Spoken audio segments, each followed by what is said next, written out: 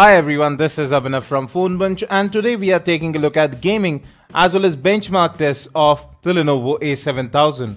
It comes with a 5.5-inch HD IPS display, an octa-core processor, 2 gigs of RAM and 8 gigs of internal storage. Let's have a look at detailed hardware specifications first.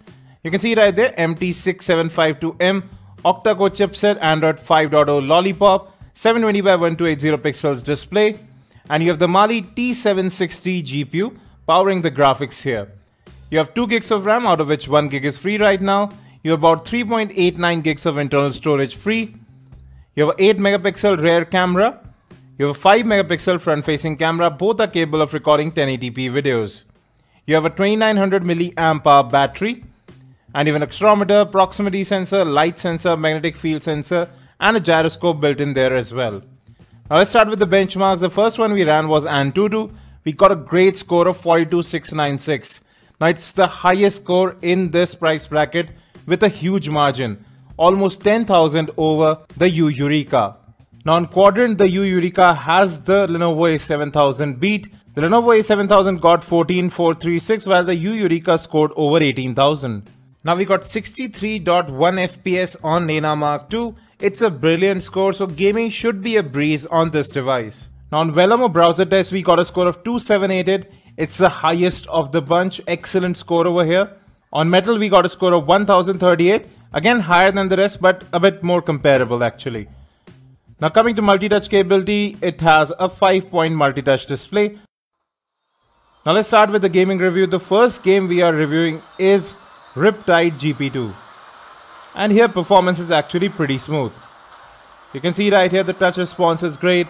The display too looks very nice over here. Excellent contrast, good color levels. The speakerphone also sounds loud. Now I do have Dolby Surround on. That definitely increased volume a little bit. And now we are playing Subway Surfers, a fast-paced game. And here I do notice a little bit of frame drop. It was very slight, just the once. Now the game is playing pretty smooth here. Excellent colors on this display. Now we are playing FIFA 15 and great looking colors over here. Excellent touch response as well. Now the color reproduction and sharpness of this display are truly great. This display actually looks better to me than the YU Yureka as well as the Redmi Note 4G. Better colors over here, quite like the Honor 4X. But this phone is getting quite hot. It has already reached 43 degrees centigrade even with just 7-8 minutes of gaming. Well, now let's continue on. We are playing Frontline Commando D-Day. Gameplay is smooth over here. Graphics also look smooth. I don't see any jagged edges. All details are shown. Now the speakerphone is very clear over here. It has a hint of bass in it as well, which definitely helps. Smooth gameplay, smooth touch response over here. Excellent color reproduction too. Consistent frame rates, till now at least. Now we are playing Dead Trigger 2. We are playing this in high settings. And again here gameplay is very smooth. But I can feel a bit of heat coming off the display as well, right where my left thumb is.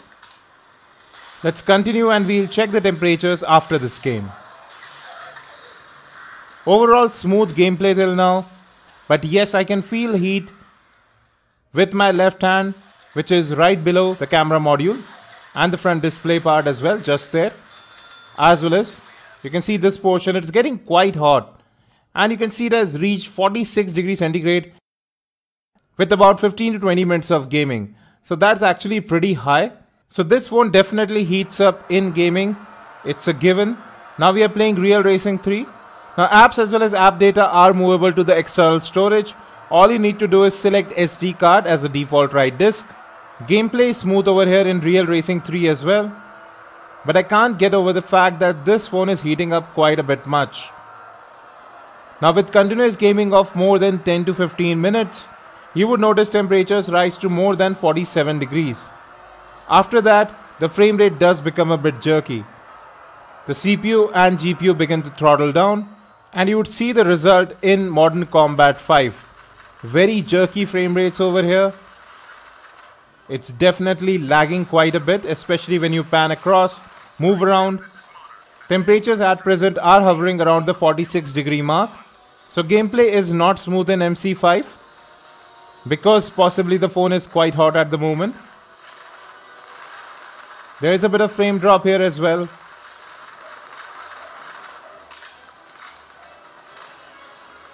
I let the phone cool off for a few minutes.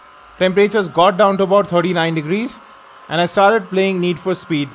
And again you can see gameplay is very smooth again. So yes, this phone heats up in gaming. Apps are movable to the external storage, the speakerphone is loud and the display performs quite well. Excellent colors, vivid, touch response is also good. The accelerometer too performs well. This display has very wide viewing angles, no distortion, brightness or colors.